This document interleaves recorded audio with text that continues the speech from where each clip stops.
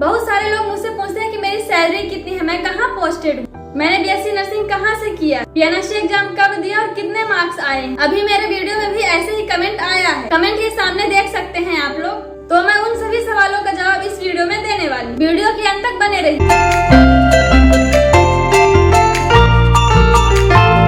बहुत सारे लोग ये सोचते हैं कि नर्सिंग में जॉब मिलते ही लाइफ आसान हो जाती है, सैलरी अच्छी मिलती है और सब सेटल हो जाता है, लेकिन ग्राउंड रियलिटी कुछ और ही होता है। आज मैं आपसे अपनी रियल स्टोरी शेयर करने जा रही। तो पहले बात करते हैं नर्सिंग में एडमिशन की। मैंने नर्सिंग में एडमिशन कब लिया? मेरी एडमिशन 2020 में हुई थी, जब कोविड-19 लॉकडाउन चल रहा था। उस ईयर में पीएनएसटी एग्जाम नहीं दे पाई। अब मुझे कुछ समझ नहीं आ रहा था कि मैं क्या करूं, लेकिन प्राइवेट कॉलेजेस में डायरेक्ट एडमिशन मिल रहा था। मैंने वही रास्ता चुना क्योंकि मेरा सपना क्लियर था कि मुझे नर्स बनना है। मैंने बिना एंट्रेंस दिए प्राइवेट कॉलेज में एडमिशन लिया और वहीं से मेरी नर्सिंग स्टूडेंट लाइफ स्टार्ट हुई। आज के समय में 2023 के बाद पीएनएसटी सभी नर्सिंग कॉलेजेस के लिए कंपलसरी हो गया है, चाहे गवर्नमेंट कॉलेज हो या प्राइवेट कॉलेज हो। लेकिन जब मेरी एडमिशन हुई थी 2020 कोविड के टाइम, उस समय एंट्रेंस नहीं हुआ था। उस समय कॉलेजेस में डायरेक्ट एडमिशन मिल रहा था और मैंने उसी तरह अपना सफर शुरू किया। इसलिए मेरी एडमिशन प्रोसेस उस समय की सच्चाई पर आधारित है। तो आज के स्टूडेंट्स को मैं यही कहना चाहूंगी कि पीएनएसटी की तैयारी पूरी मेहनत से कर, क्योंकि नर्सिंग में एडमिशन लेने के लिए अब पीएनएसटी एग्जाम कंपलसरी हो गया। बीएससी नर्सिंग में एडमिशन लेना है तो पीएनएसटी क्लियर करना होता है और जीएनएम में एडमिशन लेना है तो जीएनएसटी क्लियर करना पड़ता है। 2023 के बाद ये कंपलसरी कर दिया गया है। जब मैं नर्सिंग में एडमिशन ली थी तो मुझे भी उम्मीद थी कि एक अच्छी जॉब और एक अच्छी सैलरी मिलेगी, लेकिन ग्राउंड रियलिटी कुछ और ही नहीं। बीएससी नर्सिंग 4 साल का होता है, 4 ईयर का होता है। 4 ईयर कंप्लीट करने के बाद गवर्नमेंट जॉब के लिए एंट्रेंस एग्जाम देना होता है।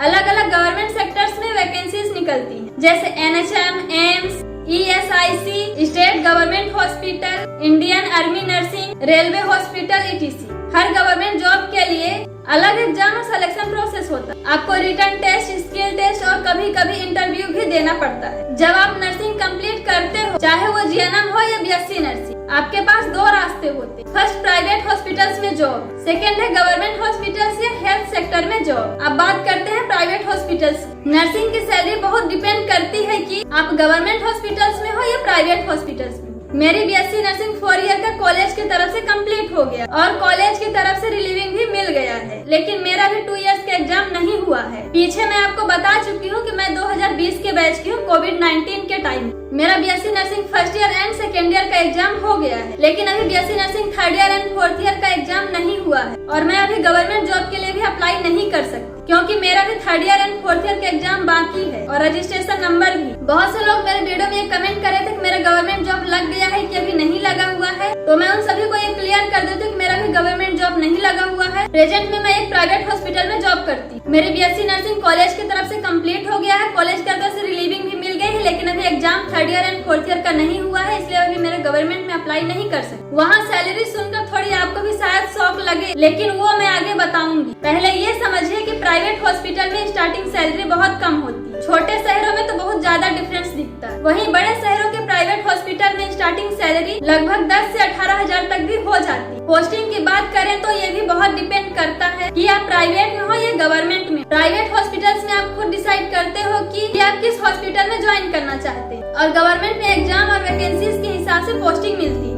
मतलब जहाँ जरूरत होता है वहाँ भेजा जाता है। ज्यादातर स्टूडेंट्स का सपना होता है गवर्नमेंट जॉब, क्योंकि यहाँ सैलरी, रिस्पेक्ट और जॉब सिक्योरिटी भी बहुत अच्छा होता है। यहाँ सब कुछ अच्छा होता है और मेरे भी इन फ्यूचर यही सपना है, गवर्नमेंट जॉब। और गवर्नमेंट जॉब के लिए तो तभी अप्लाई कर सकते हैं जब रजिस्ट्रेशन नंबर मिल जाएगा, लेकिन वो अभी मुझे मिला नहीं। गवर्नमेंट जॉब पाने के लिए अलग अलग एग्जाम और रिक्वायरमेंट्स निकलते हैं, जो कि मैं अभी पीछे बता चुकी हूँ, फिर से बता देती हूँ। वैकेंसीज नेम है NHM, national health mission, AIIMS nursing officer, state government hospital etc। हर सेक्टर का अपना अलग एग्जाम और सिलेक्शन प्रोसेस होता है। इनके एग्जाम पैटर्न और सिलेबस की बात करें तो इन एग्जाम में ज्यादातर एमसीक्यूज क्वेश्चन पूछे जाते हैं। फर्स्ट है मेडिकल सर्जिकल नर्सिंग, सेकंड है ऑब्स्टेट्रिक्स एंड गायनेकोलॉजी, थर्ड है पीडियाट्रिक नर्सिंग, फोर्थ है कम्युनिटी हेल्थ नर्सिंग, फिफ्थ है फंडामेंटल ऑफ नर्सिंग, सिक्स है जनरल नॉलेज और करंट अफेयर। कुछ एग्जाम में हिंदी, इंग्लिश लैंग्वेज और रीजनिंग भी आते हैं। अब सैलरी की बात करें तो गवर्नमेंट जॉब में पे बहुत अच्छा होता है। स्टार्टिंग सैलरी लगभग 40 से 60,000 पर मंथ होता है। साथ ही मिलता है हाउस रेंट अलाउंस, सेकंड है डेयरनेस अलाउंस, डीए, पीएफ और पेंशन, यानी प्राइवेट हॉस्पिटल से कई गुना बेहतर करियर और सिक्योर फ्यूचर मिलता। अब आती हूँ उस सवाल पर जिसका आप सबको इंतजार, मेरी सैलरी कितना है? तो मैं ऑनेस्टली बताऊँ, मेरी स्टार्टिंग सैलरी सिर्फ 5,000 यही ग्राउंड रियलिटी है प्राइवेट हॉस्पिटल। लेकिन मैंने इसे नेगेटिव नहीं लिया, क्योंकि एक्सपीरियंस के साथ सैलरी बढ़ती है और फ्यूचर में अपॉर्चुनिटीज भी बहुत होती है।